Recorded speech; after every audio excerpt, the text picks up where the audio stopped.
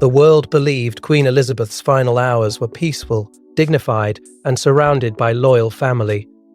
But behind the closed doors of Balmoral, something happened that no official statement ever mentioned. Something witnessed not by royals, but by nurses. And what they heard in those final, fragile moments would ignite a truth so explosive, so devastating, that even King Charles himself would later be left stunned, questioning everything he thought he had inherited. Before we go deeper into what this really means for the royal family, make sure to subscribe so you don't miss a single update. In those final days, something shifted inside Balmoral Castle that could not be explained in public statements or official bulletins.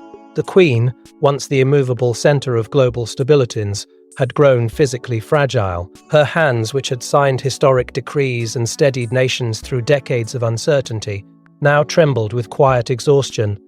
Her body was fading, slowly surrendering to time, yet her mind remained painfully present. Those closest to her noticed it immediately. This was not confusion. This was not surrender. This was focus. Her eyes carried a clarity that unsettled those around her, as if she were racing against something only she could see, something only she understood. The castle itself seemed to respond to her decline. Balmoral was no longer simply a royal residence. It became a place of guarded silence. Access was restricted. Hallways, once filled with routine movement, fell into an eerie stillness. Conversations dropped to whispers. Even the air felt heavier, burdened by the unspoken truth that the longest reign in modern history was approaching its final chapter. Only a handful of medical staff were allowed close. Nurses entered quietly, their presence clinical yet deeply human, aware that they were not just caring for a patient, but standing at the threshold of history. What unsettled them most was not her weakness. It was her urgency. There were moments when the Queen would stir, her voice barely above a whisper, yet charged with unmistakable intention. She asked questions that did not belong to the past. She did not dwell on ceremonies or victories or even loss. Her attention was fixed forward. She was thinking about what would happen after she was gone. She was thinking about the crown not as an object, but as a responsibility. And beneath that responsibility lay something far more fragile: trust. Family members came and went, but the Queen became increasingly selective. There were times she refused visits entirely, retreating into private silence. This was not rejection, it was deliberation. Those who observed her closely sensed she was measuring something invisible, weighing something that could not be spoken openly. The nurses noticed it first. They noticed how her breathing would steady when certain names were mentioned and how it faltered when others filled the room. They noticed her moments of reflection, when her gaze lingered on nothing at all, yet everything seemed to be happening behind her eyes. And then there were the questions that caught even the most experienced caregivers off guard. She asked about William not casually, not affectionately, but deliberately. She asked about his readiness, his strength, his stability. She asked in ways that suggested she was not merely thinking of him as her grandson, but as something more significant, something essential. It wasn't the frequency of the questions that unsettled them. It was the intent behind them. She wasn't reminiscing. She was evaluating, preparing. Those standing beside her began to realize that they were witnessing something far beyond a peaceful farewell. They were witnessing a mind still working, still deciding, still shaping the future, even as the present slipped away. There was something unresolved inside her, something she had carried in silence for years, something she could no longer afford to leave unspoken. It lingered in her pauses, it echoed in her fragile breaths. And as her strength continued to fade, the urgency grew stronger, not weaker, because she understood something no one else could fully grasp, that the crown would survive her, but only if it was carried by the right hands. And in those final quiet hours, as her voice weakened and time narrowed to its final moments, the nurses felt the unmistakable weight of what was coming. They were no longer just witnesses to decline, they were witnesses to decision. A decision not recorded in ceremony, not declared in public, but whispered in trust, in vulnerability, and in absolute certainty. And though the world outside Balmoral remained unaware, inside those guarded walls, history was already beginning to change. because as her strength faded and time slipped away, the Queen would entrust her final truth, not to her son, but to the quiet guardian standing beside her bed. They were never meant to speak, bound by duty, loyalty, and fear. The nurses who stood beside the Queen carried a secret that could shake the monarchy to its core. For months, they remained silent. But silence has weight, and when that weight became unbearable, their testimony would reveal words spoken in weakness, but carrying the authority of a reign that had lasted over 70 years. Words that would change how the crown itself was understood. They had been chosen with extraordinary care, not simply for their medical excellence, but for something far more fragile: trust. These were individuals trained not only to preserve life, but to protect dignity, to guard privacy, and above all, to remain invisible to history. Their presence was meant to be procedural, forgettable, temporary, but fate had placed them in a position no royal decree could fully control. They were there when the Queen was no longer surrounded by ceremony. They were there when titles meant nothing. They were there when she was simply a woman confronting the end of everything she had carried for over 70 years. What they witnessed was not weakness in the way the world might imagine. It was clarity sharpened by urgency. The Queen was fading physically, yes, but mentally she remained present in a way that unsettled even the most composed caregivers. Her awareness was precise. Her pauses were deliberate. She was not drifting. She was choosing her moments, choosing her words. And those words did not come easily, not because she lacked strength, but because she understood their consequence. Every syllable spoken in those final hours would outlive her. Every decision would echo forward into a future she would never see. One nurse would later recall the moment everything changed. The Queen, her voice fragile but unmistakably firm, asked for the room to be cleared. It was not a request filled with uncertainty. It was a command spoken with the quiet authority of someone who had commanded nations. There was hesitation at first. Protocol demanded presence. Procedure demanded supervision, but something in her tone made refusal impossible. Slowly, reluctantly, those who did not belong stepped away. Doors closed. Silence deepened, and in that silence, the burden of what was about to be said settled heavily in the air. The nurse who remained understood, without needing explanation, that this was not reflection, this was not reflection, this was not comfort, this was instruction. The Queen's breathing was shallow, but her eyes held sturt. Edie, when she spoke, it was with effort but never with hesitation. There was intention behind every word, meaning behind every pause. She was not searching for clarity. She had already found it. She was delivering it. The nurse listened, her heart racing beneath the calm exterior she was trained to maintain. She understood the weight of proximity, understood the danger of hearing something that could never be unheard. These were not casual thoughts spoken in vulnerability. These were decisions spoken in certainty, final decisions. And with each word, the nurse felt the unbearable tension between duty and truth. She was bound to protect the Queen's privacy, but she was also now the keeper of something larger than privacy, something that carried consequences beyond personal loyalty. When the moment ended, nothing outwardly changed. The room remained quiet. The Queen remained fragile, but everything was different. The nurse left that space carrying something invisible yet impossibly heavy. She said nothing, not immediately, not for weeks, not for months, because how could she? How could anyone carry words spoken by a dying monarch that had the power to alter the emotional balance of the crown itself? But silence is not peace. Silence is pressure. It builds, it suffocates, it demands release. And over time, the emotional burden became impossible to contain. The nurse was not seeking attention. She was seeking relief from the knowledge, from the responsibility, from the unbearable awareness that history had trusted her with something it had trusted no one else. She had witnessed the Queen's final assertion of authority, not through ceremony, not through proclamation, but through quiet, deliberate truth. And when they finally revealed what the Queen had said, the name she spoke first sent shockwaves through the very foundation of royal succession. It wasn't Charles, it was Net, the son who had waited his entire life for the crown. In her final conscious moments, the Queen spoke a name that would leave even her most loyal advisors shaken. According to the nurses, her voice trembled, but her meaning did not. She named William, and with that single name, decades of expectation, sacrifice, and destiny suddenly seemed uncertain in ways nobody could have imagined.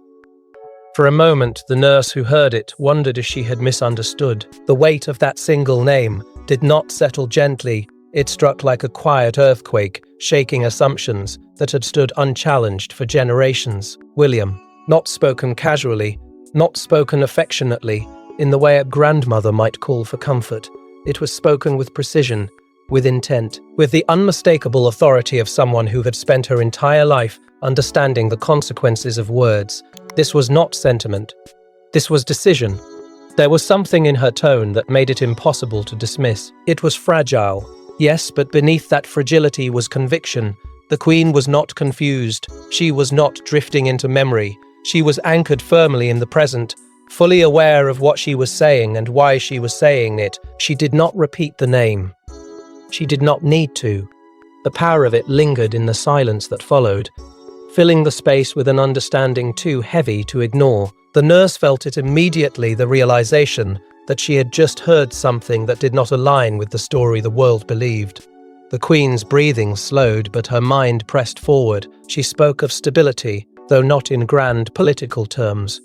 She spoke of strength, though not in ways measured by tradition or obligation. She spoke in quiet fragments, each one pointing towards something deeper. She was thinking about the future, not the ceremonial future the public would see, but the emotional future the public would see. Crown would endure. Her concern was not about titles. It was about survival. Not survival in the physical sense, but survival of trust, of continuity, of belief. She had spent her entire life protecting something larger than herself, and now, in these final moments, she was choosing who she believed could carry that burden forward. The nurse listening could feel the gravity of it tightening around her chest, because within those fragile words was an implication that could not be ignored. William was not simply her grandson in that moment. He was something more, something she believed represented steadiness in a world growing increasingly uncertain. There was no anger in her voice, no bitterness, only clarity. And clarity in its purest form can be more devastating than any expression of conflict. Because clarity does not argue, it declares.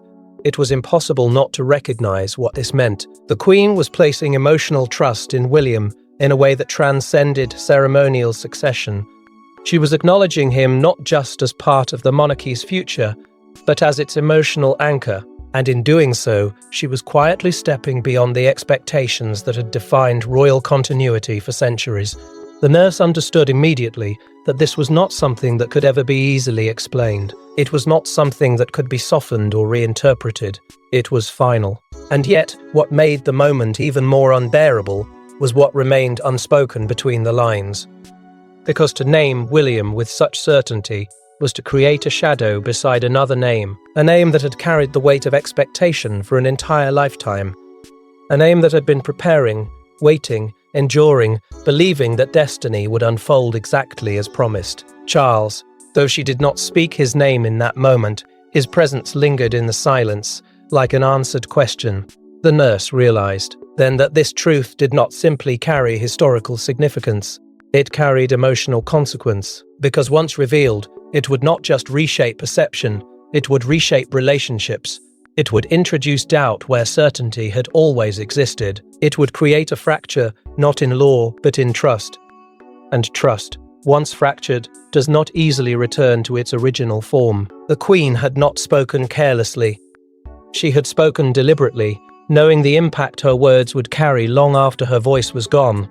And as the weight of that moment settled into irreversible reality, those who would eventually hear it would come to understand that the true shock was not just that she named William, it was what she said about Charles that made the revelation impossible to ignore. For decades, Charles had been preparing to become king. It was his destiny, his birthright, his burden. But according to those final whispered moments, the Queen carried doubts she had never publicly expressed. Doubt she revealed only when she knew time was gone, and what she confessed about her son wasn't spoken with anger, but with a quiet, heartbreaking uncertainty. that would change how everything was understood. Those who heard her final reflections would later struggle to describe the emotional complexity behind them. There was no bitterness in her voice, no rejection, only the unmistakable sound of a mother forced to confront a truth she had spent years suppressing. Her words came slowly, shaped by exhaustion, but driven by necessity. She spoke not of Charles as a failure, but as a man shaped by pressures no one could fully understand. Yet beneath that compassion was something heavier, something unresolved, because she understood better than anyone that the crown demanded more than preparation. It demanded endurance of the soul. She spoke of resilience, but not in the way history often defines it. She did not measure strength by patience alone, or by the willingness to wait. She measured it by emotional stillness, by the ability to carry uncertainty without letting it fracture judgment. The monarchy, she knew, was entering an era unlike any it had faced before. Public loyalty was no longer guaranteed. Trust had become fragile. Every decision would be scrutinized, every weakness magnified, and in that unforgiving reality, she feared that survival would depend not on tradition, but on emotional stability. There were pauses between her words, not because she lacked clarity, but because she understood the pain behind what she was acknowledging. She had loved Charles all his life. She had watched him grow beneath the relentless weight of expectation. She had seen his struggles, his disappointments, his moments of doubt hidden behind duty. She knew his strengths better than anyone, but she also knew his vulnerabilities, and it was those vulnerabilities that haunted her now, not as a mother, but as a guardian of something larger than family. William, in her mind, represented something different, not perfection, not superiority, but steadiness. There was a quiet certainty in him that she had come to recognize over years of observation. He did not carry the same visible scars of waiting. He did not bear the same emotional fatigue. He moved with an ease that came not from entitlement, but from acceptance. He understood the burden without being consumed by it, and that difference, subtle yet profound, had settled deeply in her thoughts long before her final hours arrived. The nurses listening could sense the conflict tearing through her. This was not an easy truth for her to face. It was not a conclusion reached lightly. It was the result of years of silent observation, of private reflection, of weighing love against responsibility. She was not choosing between her son, Abbas and her grandson. She was choosing between emotional certainty and emotional uncertainty, between tradition and survival, and the pain of that realization lingered in every fragile breath she took. What made her words even more devastating was the absence of regret. There was sadness, yes. There was emotional exhaustion, but there was no hesitation. She had already crossed the threshold of decision long before that moment arrived. Now, she was simply allowing the truth to exist outside her own thoughts. She understood that her duty had never been to protect feelings. Her duty had been to protect the crown, and that duty did not end simply because her life was ending. In those final moments, she was not speaking as a mother seeking comfort. She was speaking as a monarch fulfilling her final obligation. Her words carried urgency, not because she feared being misunderstood, but because she feared leaving behind uncertainty. She had spent her entire reign ensuring continuity, ensuring stability, and now, even in weakness, she refused to abandon that responsibility. But the Queen's words would remain hidden until the moment they finally reached Charles himself. Charles had waited his entire life for this moment to become king, but when he was finally told what the nurses had heard, everything changed. Those present would later describe the silence that followed as unbearable. The weight of his mother's final wishes hung in the air, heavier than any crown. And in that moment, Charles wasn't just a king. He was a son confronting the possibility that he was never her final choice. At first, he refused to accept it. The words sounded unreal, detached from everything he believed to be certain. His entire existence had been shaped by inevitability. From childhood, he had been molded by expectation, trained to inherit not just authority, but legacy. The crown, never presented to him as a question. It was presented as destiny. So when the truth was spoken aloud, that in her final private moments, the Queen had placed her emotional trust elsewhere, his instinct was not pain, it was denial. He questioned the interpretation. He questioned the memory. He questioned whether grief itself had distorted what was heard, because accepting it meant accepting something far more devastating than any political crisis. It meant accepting that his mother, in her final clarity, had seen the future differently than he had believed. But denial is fragile. It cracks under the pressure of silence. Those present could feel the shift in him as the reality settled deeper. His posture remained composed, his expression controlled, but something behind his eyes changed. This was not the reaction of a monarch defending authority. This was the reaction of a son confronting emotional displacement. The crown sat firmly on his head, yet suddenly it felt weightless compared to the invisible burden pressing against his identity. Because power could be inherited, but trust could not. He said very little. That was what unsettled everyone the most. There was no anger, no immediate rejection, only silence. A silence filled with questions he could not ask out loud. Had she doubted him for years? Had she seen something in William that she believed he lacked? Had she carried those thoughts in secret while publicly affirming his future? These questions did not demand answers from others. They demanded answers from within, and those answers did not come easily. In that moment, Charles was forced to confront a truth that existed beyond ceremony. He had achieved what he had waited for his entire life. He was king.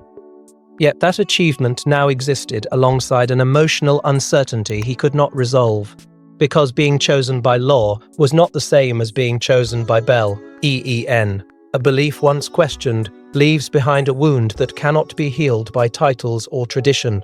Those closest to him would later recall the emotional isolation that followed. He continued his duties. He spoke with the authority expected of him. He carried himself with the dignity of the crown, but something had shifted internally.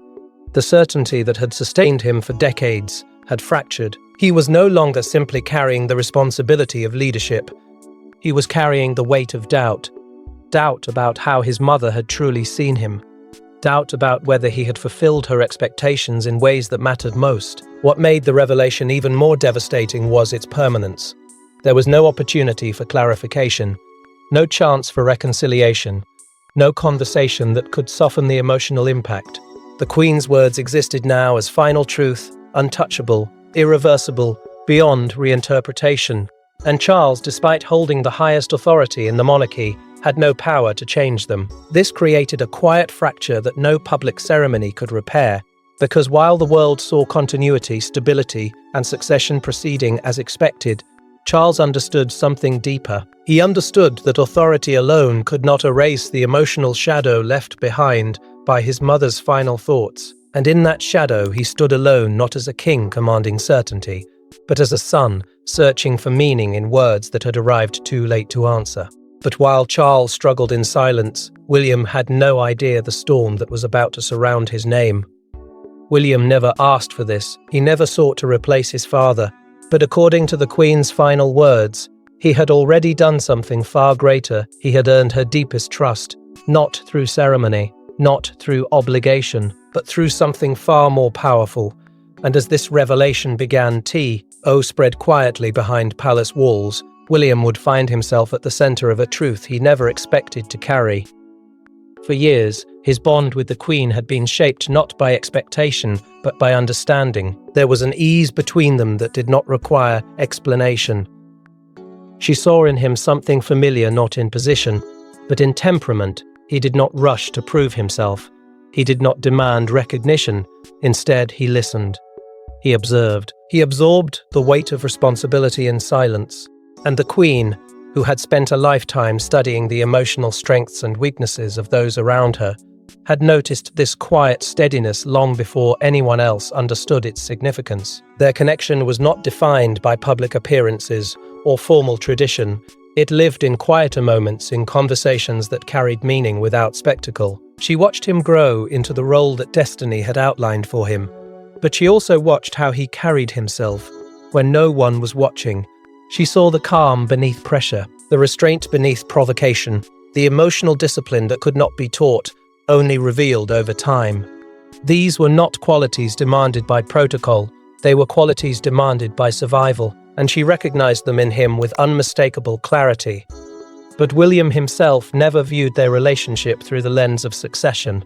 To him, she was his grandmother first, his sovereign second. Her trust had always been something he cherished, but never something he interpreted as preference. That is why, when the truth began to surface, it did not bring pride, it brought weight, because he understood immediately what it meant not politically, but emotionally. It meant that in her final moments, she had placed a part of the monarchy's emotional future in his hands, and that realization did not feel like elevation. It felt like burden. He never wanted to stand in contrast to his father. Loyalty to Charles was not duty, it was instinct. He knew the decades Charles had endured, the patience, the sacrifice, the emotional toll of waiting for a role that defined his entire existence. William had witnessed that struggle firsthand. He understood the human cost behind the crown, and the thought that his grandmother's final trust could create even the slightest fracture between them was something he could not accept easily. Yet the truth, once spoken, could not be returned to silence. William became aware of the emotional tension that now surrounded him. Conversations shifted. Pauses grew longer. Words were chosen more carefully. He could feel the invisible weight of something unspoken, something fragile, something capable of reshaping everything if allowed to surface completely. He did not ask for clarification. He did not seek confirmation, because part of him already knew the burden he carried was unlike any burden defined by law. It was invisible, yet immense. He had been entrusted with something he could never acknowledge publicly, something he could never act upon without consequence. He was not chosen in ceremony. He was chosen in private, and that distinction made the truth far more dangerous. Because ceremony creates order, but private truth creates tension. He remained composed, outwardly unchanged, continuing his duties with the same quiet discipline that had earned the Queen's confidence in the first place. But internally, he wrestled with the emotional complexity of what had been revealed. He was not seeking the crown sooner. He was not seeking validation. He was seeking stability for his father, for his family, for the institution itself, because he understood that emotional fractures inside the monarchy could be more destructive than any external threat. And as the truth spread quietly through palace corridors, it began to reshape relationships in ways nobody could control. Palaces are built on loyalty, but loyalty can fracture when truth enters the room. As the Queen's final wishes became known among select insiders, quiet alliances began to shift. Conversations became guarded, trust became fragile, and beneath the surface of royal unity, a silent divide emerged, one that threatened to reshape the monarchy from within. At first, nothing appeared different to the outside world. The monarchy moved forward with practiced precision. Statements were delivered, appearances were maintained, the illusion of seamless continuity remained intact. But inside the private corridors where truth lived unspoken, everything had changed. Those who had heard the Queen's final words carried them carefully, like fragile glass that could shatter with the slightest mishandling. Royal aides bound by loyalty, not just to the crown but to its stability, found themselves trapped between duty and conscience. They knew something the public did not, and that knowledge altered the way they listened, the way they spoke, the way they chose silence over certainty. The emotional distance began subtly. Charles, now king, remained composed, but those closest to him could sense the shift beneath his authority. He no longer sought reassurance. He no longer invited emotional transparency. A quiet barrier had formed, invisible yet undeniable. Advisors who had once spoken freely now measured every word, aware that the truth lingering behind closed doors had created an emotional vulnerability no one dared acknowledge directly. The crown had given him power, but it had not given him peace. And those around him understood that leadership shaped by doubt carried a different kind of gravity. At the same time, William's presence within the monarchy began to carry a new and dangerous sensitivity. Nothing about his action said changed. He remained disciplined, respectful, unwavering in his loyalty. But perception had shifted. Those who knew the Queen's final thoughts could not unknow them. They could not erase the emotional significance of what she had entrusted in private. Every interaction between father and son now existed beneath the shadow of something neither had chosen, yet neither could escape. and that shadow altered the emotional balance of every room they entered together. Within the family itself, the strain was quiet but profound. No accusations were spoken, no confrontations erupted, but emotional awareness deepened. Every glance carried unspoken meaning, every silence carried questions too dangerous to voice. Because this was not a matter of legality. Charles was king. That truth remained unchanged, but emotional legitimacy, the invisible foundation beneath authority, had become something far more fragile. Fear began to settle into the institution itself, not fear of rebellion, not fear of public outrage, but fear of exposure. Because if the Queen's final wishes were ever understood beyond those inner circles, the consequences would not be political alone. They would be emotional. The monarchy did not survive on law alone. It survived on belief, on continuity, on the perception of certainty. And certainty, once fractured, is nearly impossible to restore. Subtle shifts in influence followed. Not through formal declarations, but through instinct. Advisors watched William more closely, not out of ambition, but out of recognition. They saw in him the same steadiness the Queen had seen. They felt the weight of her final trust lingering in his presence. And though no one spoke of it openly, the emotional gravity of that trust began quietly shaping decisions, shaping dynamics, shaping the future in ways no decree could control. The monarchy had entered its most emotionally fragile transition, not because authority was unclear, but because emotional truth had complicated everything.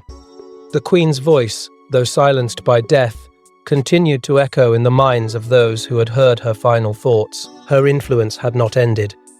It had simply changed form. It now existed in memory, in silence, in perception. And as this silent divide widened, reshaping loyalty, without ever announcing itself, those closest to the crown began to understand something even more unsettling, that the greatest impact of the Queen's final words was never about succession, never about power, but about something far more human and far more devastating. Because the greatest impact wasn't political, it was deeply personal. In the end, the crown remained on Charles's head, but the Queen's final words left a shadow that could never be erased. Because her last act wasn't just about succession, it was about trust, legacy, and survival. And for Charles, the greatest weight wasn't the crown itself, but the possibility that his mother had quietly chosen someone else to carry its future. From the outside, nothing appeared broken. Charles fulfilled his duties with unwavering discipline.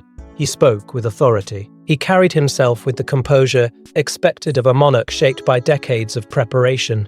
The crown rested firmly where history had always intended it to rest. Yet beneath that certainty lived something far more fragile, an emotional shadow that no ceremony could erase. Because authority, once questioned in the quiet corners of the heart, never returns to its original certainty. Charles was king, but he was also a son left with unanswered questions, questions that would never find resolution. He did not speak of it. He did not allow doubt to weaken his public resolve. But those closest to him could sense the internal shift. There were moments of silence that lingered longer than before. Moments where the weight he carried seemed heavier than tradition alone could explain. He had inherited the crown, but inheritance did not guarantee emotional peace. The Queen's final trust, spoken not in public, but in private, had created a wound without confrontation, a fracture without visible conflict, and that made it all the more permanent. William, too, carried his own invisible burden. He had gained nothing in law, nothing in title, yet everything had changed. He understood what the Queen had entrusted to him was not power, but belief. A belief in his steadiness, in his emotional strength, in his ability to protect something larger than himself. But that trust came at a cost, because he could never acknowledge it openly.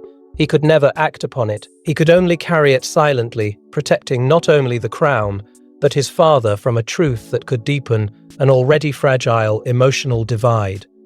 The monarchy itself had been reshaped not by decree, but by memory. The Queen's final act had redefined legacy in a way no official record would ever fully capture. Her influence did not end with her passing. It lingered in decisions never explained, intentions never spoken, in the quiet awareness shared only by those who understood what had truly happened in her final hours. The crown continued forward, but it carried with it the emotional imprint of her final judgment. This was the complexity of duty, the collision between public truth and private reality. Charles ruled because history demanded it. William endured because trust had chosen him. Both men remained bound by loyalty to each other, yet separated by something neither had created nor could undo. And in that space between law and emotion, the Queen's final legacy continued to exist, not as conflict, but as quiet, unrelenting truth. Perhaps the greatest mystery was not why she said it, but why she waited until the end. Why she carried that certainty in silence for so long. Why she chose vulnerability over tradition in her final moments. Those answers would never be spoken. They would live only in memory, in fragments of truth, carried by those who had been close enough to hear her final voice. And so the monarchy endured, as it always had, outwardly unchanged, internally transformed. The Queen's final words did not alter succession, they altered understanding. They revealed that even within institutions defined by certainty, emotional truth remains the most powerful force of all. Because crowns are inherited, authority is declared, but trust, true, unshakable trust, is chosen. Because sometimes the most powerful decisions in royal history are not the ones announced, but the ones whispered at the very end. Thanks for watching. Please don't forget to like and subscribe, and we will see you in next one.